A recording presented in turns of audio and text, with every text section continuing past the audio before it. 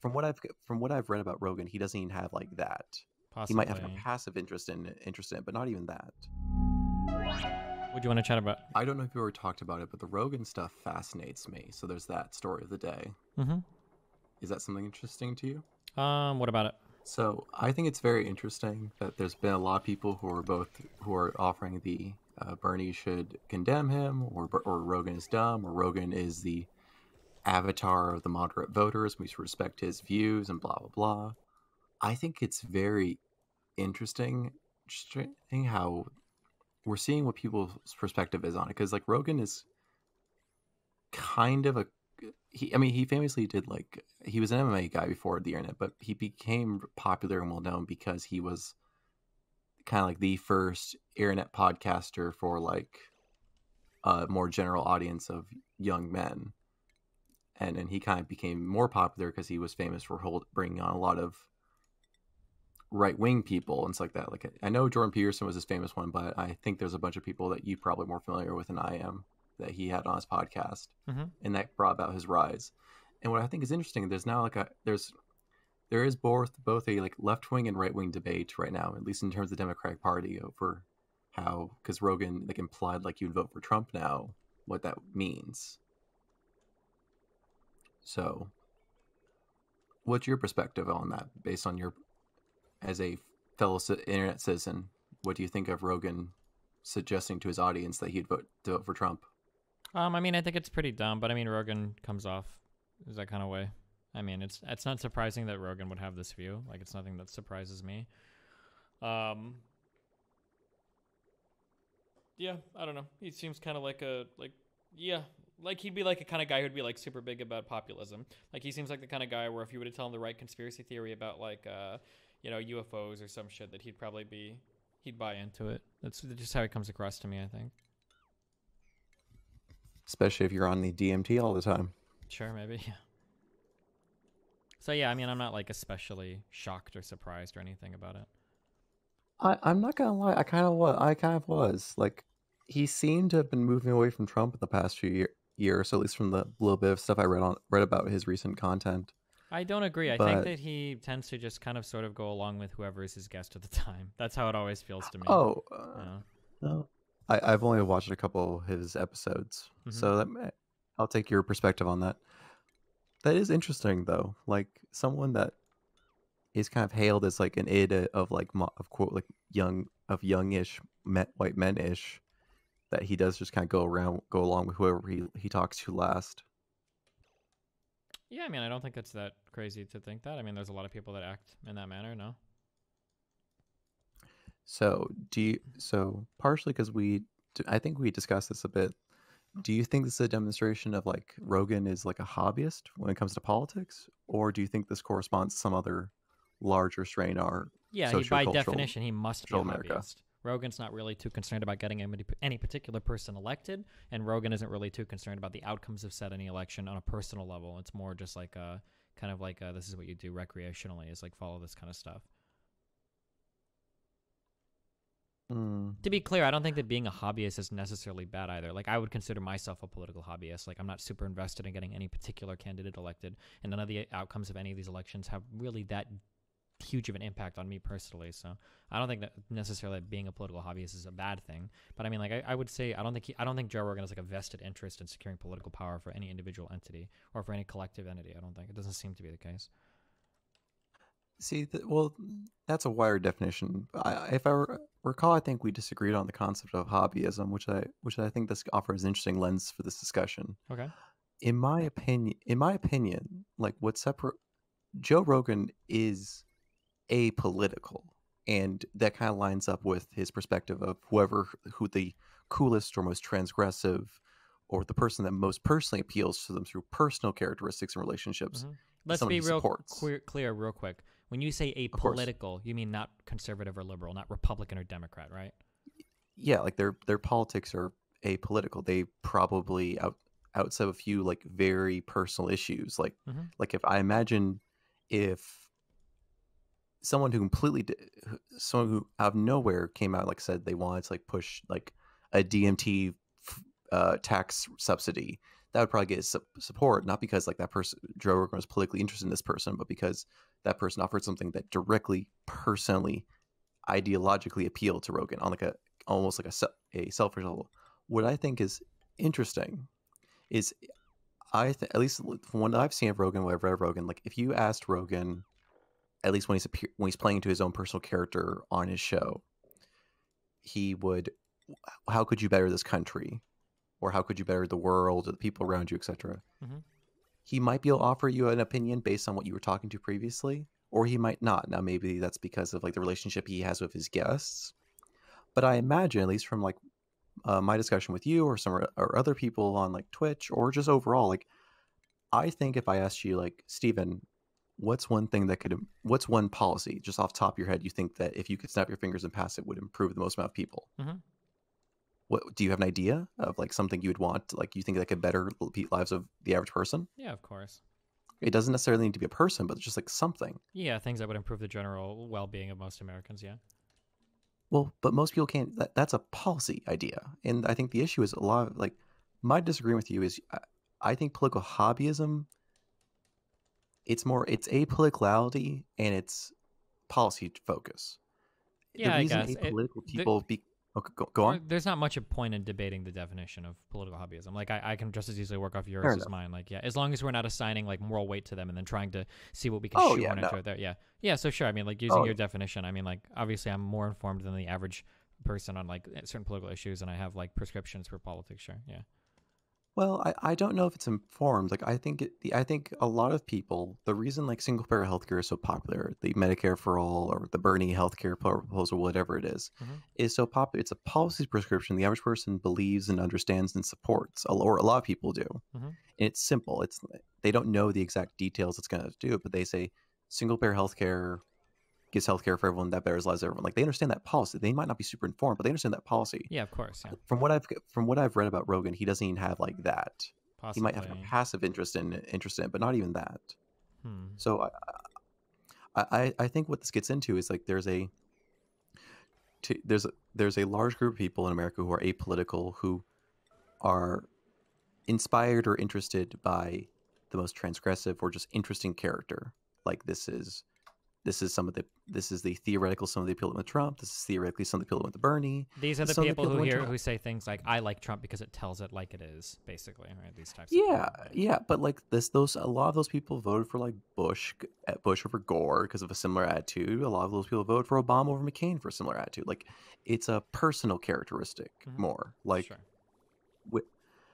What I think is interesting is there were. And I think there's an extension to this. Like this is, in some sense, it's apolitical, but some sense it's identity politics. Why do so many people identify with certain politicians?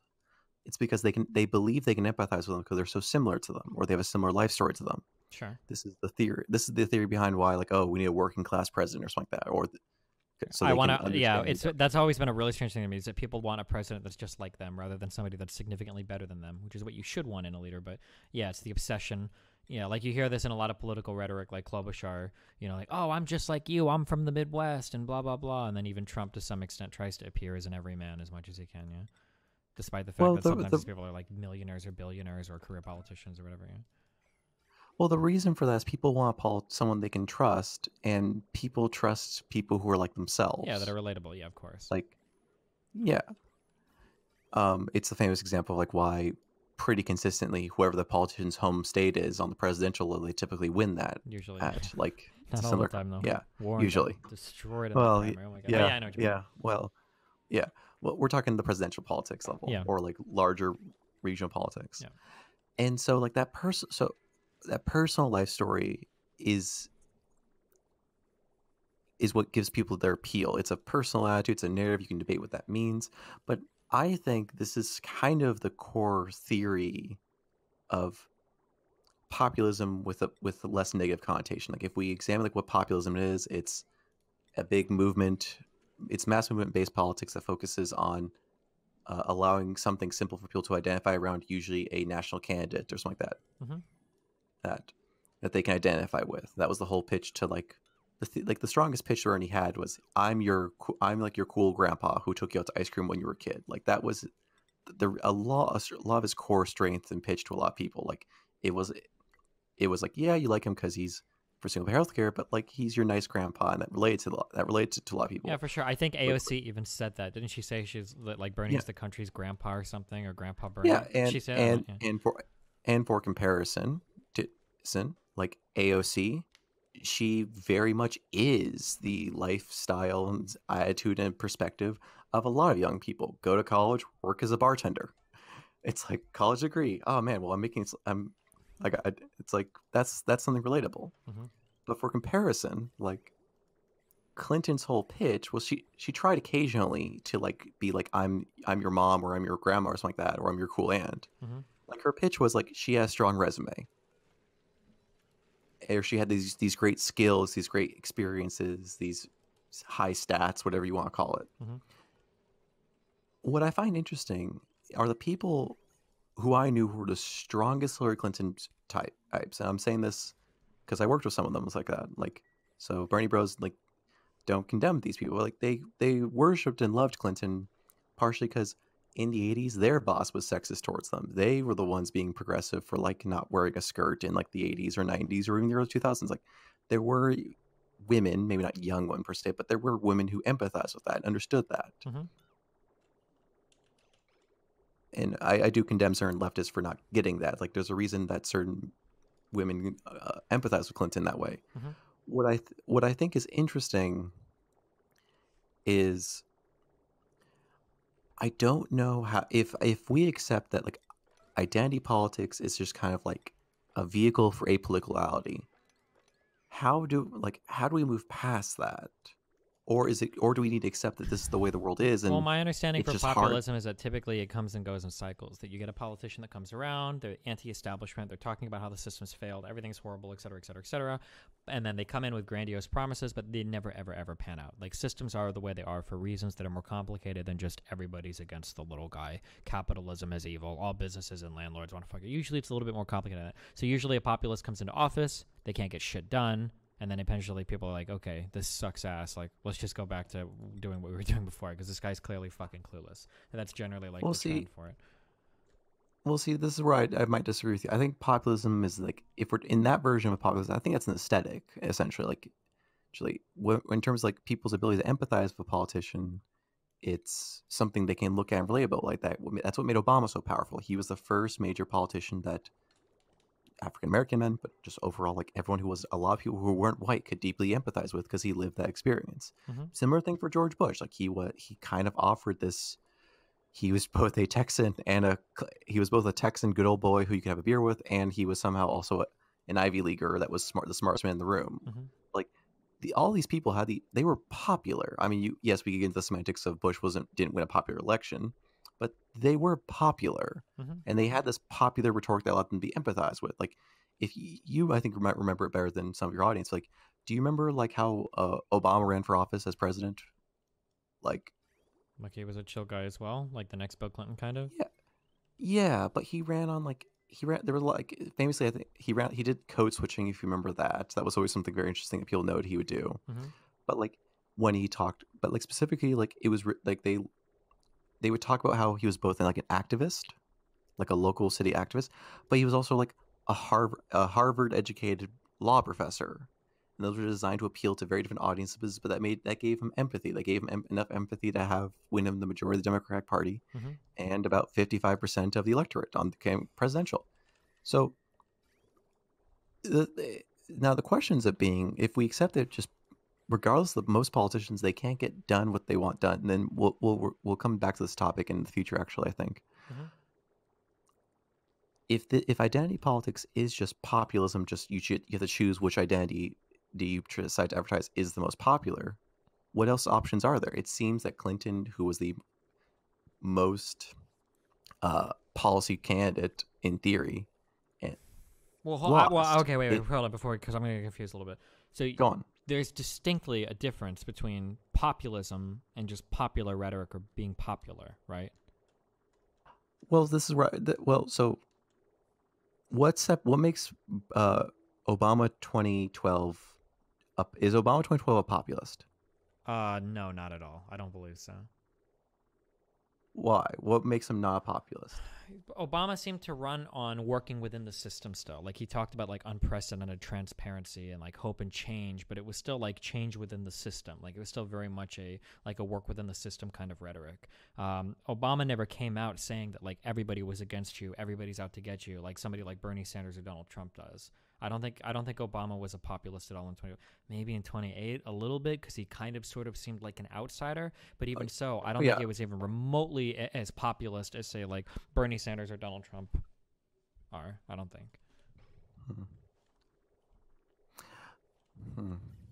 Like, or it seems to me at least that like a key tenet of populism is presenting yourself as like a unifying figure that can overcome all other aspects of all these other systems that are broken. That like a populist is somebody that says everybody's out to get you and everybody's out to fuck you. I'm your salvation. Like you can find salvation through me. Like that's who I am and that's what I can do for you.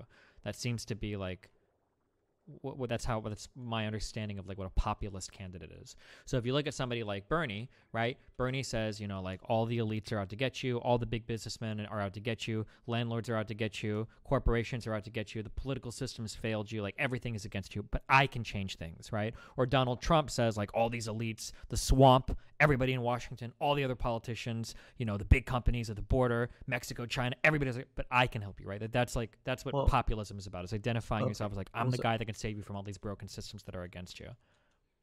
So I think this is where I don't want to see like I'm flexing my experience or education on the topics. I don't feel like that's fair or the right thing to do in this situation. I think this is the attitude for a lot of people.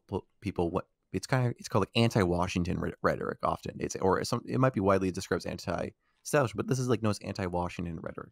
Sure, yeah. I want like I'm out like this is the outsider. An outsider, yeah, political outsider. Yeah, but like Bloomberg described himself as a political outsider, and credit where credit due. Like his campaign was kind of populist if you examine like your definition of it. Like it had a whole like they were moving for like mass people. They had a massive ground game compared to like everyone that wasn't Bernie. They spent a lot of money. They got a lot of people to get involved with their little campaign when it came from nothing. But like he was never popular. Sure. If because my part of my concern is like I feel like populism is an aesthetic. There's the additional layer of choosing to be like kind of pro-establishment or anti-establishment. But necessarily, whenever you're running in an election, especially if you're running against someone, you have to kind of take the anti-establishment position because the practical reality is they are the establishment and you're trying to come in and shake things up a little bit, right? Yeah. Sure. Yeah. It would be like trying to describe, on the other hand, like it's really hard to be anti-establishment, but then when like you're the president, like Trump seems to be trying to do that, but like but no matter what, like if you're the president, you can't run it as an anti-establishment candidate. Well, they still do though. I talked to a Turning Point USA guy a week ago, and it was so weird. Oh, true. Yeah, true. And he kept repeating over and over again. He's like, "You don't understand. Like Trump is out there trying to fight because the government is failing." And it's like, dog, Trump is the government. What the fuck are you talking about? These are his appointees. It's his fucking White House. It's his CDC. Like he is the government. Why are you saying that the government is at fault when he's the one running it? What the fuck is wrong? Yeah, that's very fucking weird. It's very bizarre to me.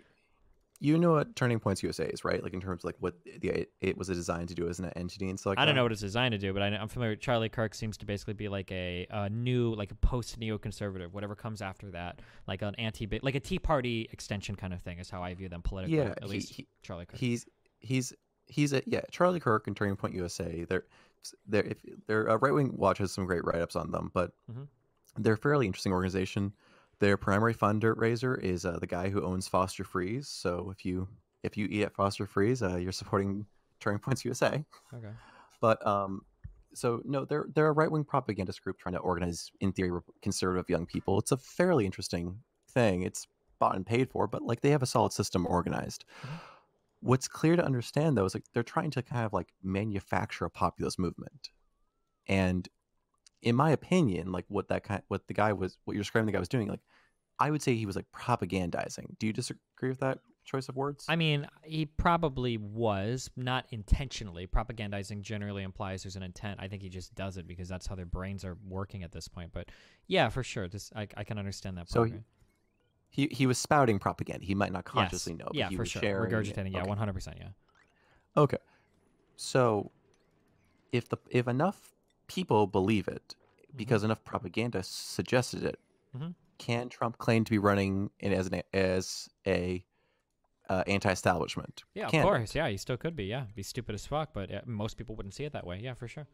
Like Yeah, people yeah. still talk about how he's like fighting the swamp, ignoring how many of his own appointees have been like swamp creatures. Like it's very fucking weird, but yeah, people do it.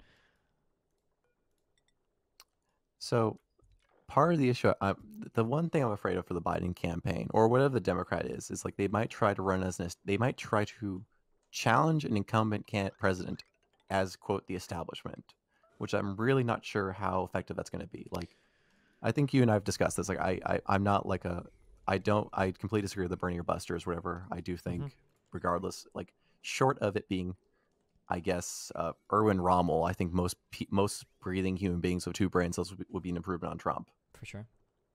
So, but It's kind of I like really, in Hillary's terms of like, mistake. I feel like all of this was summarized with the Trump ran on that anti-establishment "Make America Great Again," but Hillary was like, "America's already great. Let's keep America great," and ended up missing everybody, or in some ways that rhetoric kind of missed people that disagreed with her, basically. well, like she did. I remember she had this famous post like after the election about how she won like 70% of GDP based on congressional districts, Okay.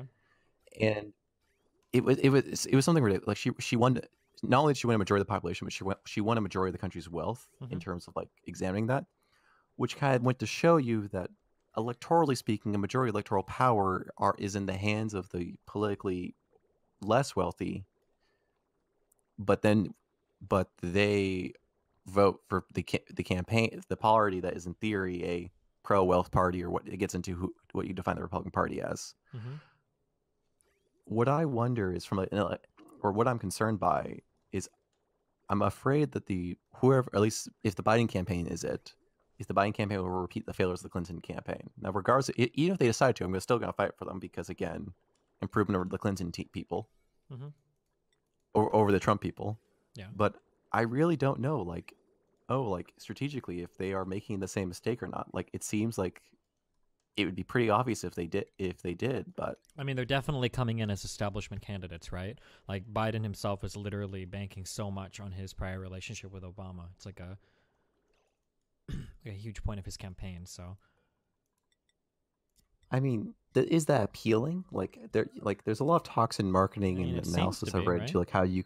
Well, yeah, in the Democratic primary, but we don't. Mm-hmm. In the same way, Clinton had that same appeal in the Democratic Party primary in No, I think uh, Biden has more appeal than Clinton. I think we 2016. can see that in turnout, right? Like I mean, Clinton won pretty handedly over Bernie, but the turnout wasn't great. The turnout has been pretty enthusiastic for Biden, though. We're seeing like Obama levels of turnout, Yeah. so it seems like there's more Well, enthusiasm there for whatever reason. it gets into is that because Biden is a better politician slash has more positive feelings than Clinton, or is there just so much anti-Trump rhetoric Yeah, it might just or be. anti-Trump attitude? Yeah, Yeah, it's probably yeah. some combination. I think it's a combination of. I think that people dramatically, me included, dramatically underestimate how much people fucking hated Hillary Clinton. I think that was a big part of it. And then I think that Trump has How much? probably galvanized Democrats as well. How much of that do you think it was? In your opinion, based on like the world the environment you're in, like that was it various flavors of and ways to say they were America's more sexist than we realized, I or don't do you think actually that think it was was much of a earned for sexist Clinton? thing, and I don't think she earned it. I think it was the constant Republican attacks. Man, dude, we heard about emails in Benghazi so much. Comey came out with his pretty scathing non-indictment. Like, Jesus, like, Hillary has probably been one of the most hated politicians, I think, in U.S. history. Like, holy fuck, the amount of attacks and shit that, like, went on her were pretty fucking ridiculous. So, Well, yeah, I mean, we can point to sex in a little bit. I mean, she won the popular vote. And I'm sure that her being a woman sure. probably played into it for a little bit. But I think the overwhelming majority of it had to do with like the Republican attacks against her. And I really hate saying this because I believe in democracy, but we don't live in a very democratic system. We don't care about the popular vote. We don't care about the voter turnout. Mm-hmm. Now, it's about the ability to win. So the biggest thing I reflect on the most in 2016, that kind of makes me reflect a bit now, and I say this as someone that worked for the record, I want to say it. I worked for Bernie in 2015. I then worked for Clinton in 2016 to help her run. Mm-hmm. I don't work for either of them right now. I don't work for any presidential candidate right now. No. But like, I wonder, was the parallel universe where Bernie went after Clinton for the emails, it basically like, yeah, this is something that's worth attacking for because the Republicans will do it to you. Mm-hmm. Would that, I don't know if that would have helped Bernie win or not, but would that have been a fair critique? Because it's a just demonstration of she was that vulnerable. We shouldn't have nominated her because she was just that vulnerable on these issues. I mean, it's so hard because nobody really took Trump seriously, right? So it's hard to know. Like, even the Republicans didn't take Trump seriously until like almost the very end. Like, like Trump was unbelievable the whole time. And when you're talking about like running Hillary against like fucking Ted Cruz or Marco Rubio or some shit, like it seems like that's an election that Clinton could probably handle. But see, I don't know. I think there's two ways to analyze Trump. Either Trump is a normal Republican with just some extra garnish that makes him weird. But like, if you examine like his policies, if you examine his ideas, he's a incompetent Republican with nothing extra there outside of just he's a flourishy person on Twitter. So the question is was the Trump nomination, was the Trump 2016 campaign any different than any other Republican campaign? I think Trump stepped up the rhetoric to unimaginable levels. Like, we went from no Republican before Trump would have said we need to build a wall like he did publicly. Like, nobody would have come out that strongly for it in the way that he did. Even if Republicans typically have whatever stances on Mexican immigrants or whatever, like Trump came out in a very, blatant way that I think Republicans generally shy away from. So, I mean, I would argue there are some differences there, no? Well, he won less of the Republican vote than Romney did, so it ends up suggesting like he didn't turn out anyone unique. You can based on how you tabulate the numbers, he might have flipped a higher number of people than normal Republicans might have in Pennsylvania and Michigan. But what killed Clinton was that in those key states, just the Democratic turnout was down. It wasn't that the Republicans' turnout was uniquely high or something like that. Like, it seems the Republicans have already turned out every white supremacist they can. There's no more left to turn out for. Also, keep in mind, another thing is we still don't know, and probably at this point we'll never know how vulnerable Bernie is, right? Oh yeah, no, like again, like this isn't a defense of this isn't an analysis or a defense of Bernie. We could talk about, in my opinion, the failures and strengths of the Bernie campaign in a postmortem another day if you like. But this is more of, if you're examining 2016, and in theory, if the Democratic primary is a vehicle to remove the vulnerable candidates from the pack, yeah, like it should have been obvious to everyone, like, yeah, those email things looks pretty bad. And basically, like, if you look at like what Obama and Clinton hit each other on, Obama hit Clinton on being pretty close to people who were a little out of touch and a little corrupt, and that's basically what pushed him over the finish line. It wasn't a unique ability until later in the campaign to turn out people of color or young people. He went to Iowa and basically said Clinton was corrupt and NAFTA was bad, and that won him the primary, basically with that victory early on. No.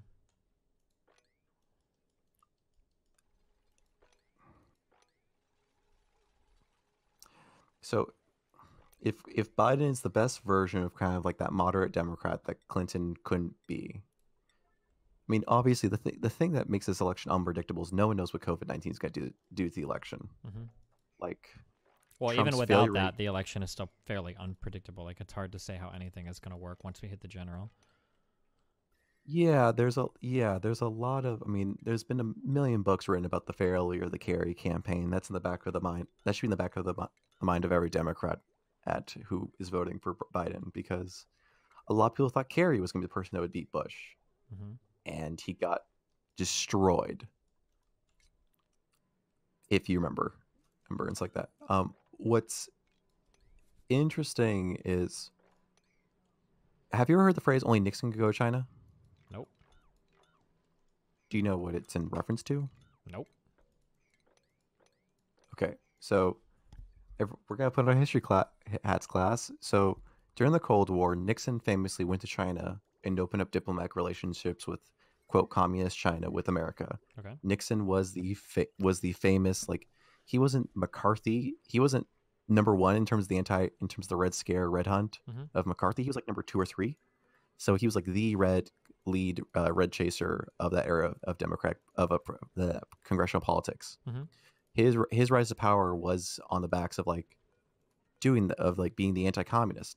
But as president, he went to China because he had that kind of he had the rhetoric and background who going to say like, yeah, I was the anti-communist.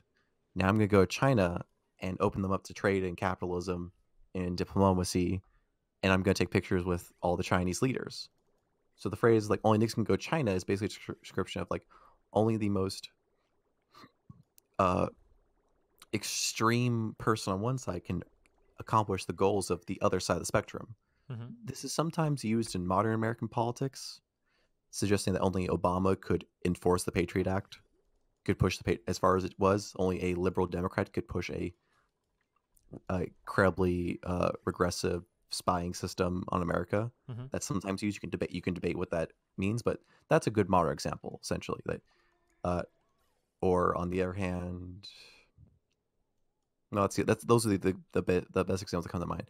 So there's been now some commentary on Twitter about how only Trump and his reactionary far right ideology could accidentally trip the country into doing something vaguely healthcare public-y for the country in the COVID crisis, because he was so right wing that since he's so right wing, he doesn't have too many right wingers attacking him if he does it. So he could pop like a Medicare expansion, almost like a Medicare for Yeah. all type thing, basically. Yeah, or it wouldn't even have to be like that. Like just expanding Medicare slightly for like historically impoverished states. So like let's say he does like some Medicare for all in like only the poorest states, which means the most Republican states. Mm-hmm. Like that would be goal changing. Like there are still some states in this country that didn't expand Medicare back to the ACA days. If Trump just pushed that through, it'd be like a demonstration of that kind of ideology. But what's kind of concerning, and this is unfortunately borrowing from some of the more left-wing talking points currently, but like they have accurately pointed out that in theory, a strategy for Trump, assuming Trump and his people were pretty competent, Mm-hmm. would be to try to outflank Biden on some ideals and mess up their outreach. Like one thing, if you remember Trump's State of the Union, Mm-hmm. he had a big thing where talking about like, oh, all these people who are going to charter schools and veterans. If you remember, it wasn't like a white nationalist rally. He had like a lot of like African Americans and Latinos who were conservative, but like he was like, yeah, this person can go to a charter school or something like that. I mean, like, I'm I understand Mr. this. Criminal Justice Reform. I understand this, but like he makes these Trump says a lot of stuff publicly. Oh yeah, But he very rarely follows through on a lot of this. Like he's made a lot of statements in terms of like, oh, like, you know, maybe we'll consider doing this, or maybe we'll consider that's like a Trump hallmark during a speech. Like he'll just say like, oh, you know, we've thought about this or thought about that, or maybe we'll martial law for Corona, or maybe blah blah blah. Like it feels like he says like a lot of shit like that, and then he just like drops it and never brings it up again, or he like half-heartedly follow through with things. Go ahead. We discussed this earlier. Like politicians say a lot of things, get elected, and do maybe half of them. Mm-hmm. If this is the stuff he's going to say to get elected, that's really interesting and strategic. If he rationally recognizes the stuff he needs to do to get elected, of course. Mm-hmm. And this is the whole Bannon playbook in theory. Strasserism, if you know what that is. Nope, not familiar. You know what Nazbols are? Yes. It's Strasserism is the origin for all those types. It's the national social. It's socialist nationalism. If you get my drift. Gotcha. Okay. So this kind of all comes back to my conversation I've had with you and a couple other people. Some of those have been live streamed, some haven't. Well, you know what edutainment is, right? Like the whole like, oh, let's explain this really complicated talking point, but like graphics. And YouTubers that do politics, basically, right? Yeah, well, like or edutainment. I mean, edutainment's, but yeah. But like, what is that? Like, there are some very complicated topics that can be actually better explained than a boring, dry lecture. Like, the biggest strength of any teacher educator is their ability to explain it. Yeah, for sure. Or else we just have PowerPoints and textbooks teaching children. Mm-hmm. So I do believe that like Twitch has demonstrated, and YouTube and the internet, that there's a strong medium for like people who are very strong educators. And part of that is maybe that trust those educators earn through like other content, like people might trust your opinion on politics more. because they've watched you play League of Legends for 12 hours, something like that. I don't know. Mm-hmm. But that demonstrates something. Like, in the same way, like you are, everyone on this platform is compensated for being, quote, an influencer. Mm-hmm. In theory, that influence also occasionally calculates into education. Sure. And if we examine what that is, it's communication. And so I wonder if maybe the way to kind of get away from this world of populism, get away from this world of like personal politics, of vote for the person that most resembles you, view. So white men vote for the white guy, and black people vote for the black guy, and Asian people vote for the Asian guy, and young people vote for the young person, etc., etc. I think the way to get away from that kind of, is to focus on policy, is to focus on people who can better communicate. Like, this is my big thesis on why I'm talking to a lot of people who are in these creative spaces about running for office, is that they are, quote, to use the political phrase, great communicators. Yeah, sure. That's possible. Yeah, maybe. Well, what do you think? I don't know. I'd have to think a lot about it. But I mean, you're basically trying to say that it sounds like the meat of what you're getting at is that populism doesn't work necessarily because of populist ideology or whatever, but that basically these people inadvertently end up becoming great communicators for some reason. And that if you could take a great communicator that isn't necessarily a populist, that he would beat a populist that, or I'm sorry, yeah, if you take a good communicator that isn't a populist, that he could theoretically beat a populist that isn't a great communicator, right? Kind of. I'm just trying to separate, like, my great fear in this country is like classical white nationalism coming back, and unfortunately, under the right circumstances, like, it totally could come back in this country, Mm-hmm. in my opinion. Because in the reality is, electorally speaking, if you total up every white man in this country, you total up, it gets you to a political majority pretty consistently. Um, for a little bit Electorally longer. speaking, Well, I don't actually no. Actually, wait. That's well, maybe electorally speaking at the moment. Yeah. electorally speaking, yeah. I mean, if we lived in a democracy, if we lived in a more democratic system, I'd be less concerned. But we don't. Mm-hmm. Like, I think the famous number is, you can, in theory, based on electoral college, you could win this. You could win the With presidency like with, I think, 20. 33% or some shit. Yeah. Yeah, like 29% of the population or something ridiculous. Mm-hmm. So, like, that's the world I'm working under. So my theory is to get away from that, to focus on people's ability to empathize through, like, more trust. And the reality is that the way that gets you away from that is, like, the ability of people to directly connect with people and empathize through other forms of communication. Like, this is, I think, the power of, like, Twitch and Instagram and YouTube and all these systems. Sure.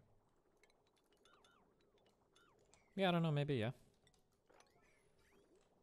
I mean, one of the reasons I think highly of you, not to flatter you, is like, you demonstrated an ability to, like, encourage young people, especially mostly young men, to, like, not fall into the trends and ideas of, like, alt right or alt light ideologies like that, by saying, no, don't focus on these ideologies that are designed to divide and it's like that, but, like, Mm-hmm. focus on empathy and a commonality, which I think is very impressive. Sure. And you did that all from a computer screen. Like, Life After Hate spends months of in-person psychological relationships with more extreme cases, but you did it for hundreds of people. Mm-hmm. Well, like, what if we took that to its logical next step, whether it be you or someone else? Yeah, I mean that would be where like somebody like Joe Rogan, basically, like people that do podcasts. Although I guess they're not necessarily as personable. Well, and I'm focused on like the, like, electorally speaking. Like, Mm-hmm. this is my whole theory on trying to find a Twitch streamer or YouTuber or podcaster or Instagram star or something to run for office and Mm-hmm. push this theory to the next step. Sure. Well, good luck finding somebody. I love you. Listen, you gotta go to work on the No, sun, no, man. Bring it back to being a sock demo, okay? From the communism shit. no.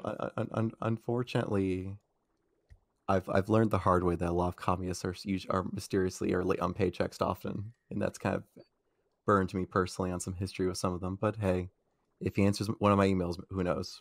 All right. Well, I believe in you guys. Okay. Oh, thanks. If I get a candidate for 2022, will you host him? Will you host him on Twitch? If I got a candidate for 2022, will I host him If on it Twitch? if Oh, I get a candidate to run for office, things like that, will you host him? I'll think about for it. like an interview or something? Maybe. Yeah, I know. Yeah, actually, wait. Yeah, of course. Yeah, if you bring me somebody, yeah, of course. I talk to people like that all the time. Yeah, no. What'd you think I was suggesting? I'm not sure, but yeah, I can do that. Yeah, 100%. Okay. Well, uh, are you hunkering down for a potentially a worst case scenario COVID-19? What does that mean? Worst case scenario would mean Like, I drive back to Nebraska and go get my guns. So I know I'm not ready for that yet. okay, not Mad Max, but yeah, this could be a till the end of the summer situation potentially. Maybe. Yeah. Hopefully it doesn't get that extreme, but I guess we'll find out, huh? Yeah. Yeah. Well, thanks for your time. I hope this wasn't entertaining or engaging for content and all that stuff. Yeah. No problem. Be careful, okay? Stay safe out there. Yeah, you too. Take care. All right. I'll see you later. Bye. Yeah. So I mean, like, obviously, I completely disagree with you, but I understand with what you're saying, right? So like, my statement would be like,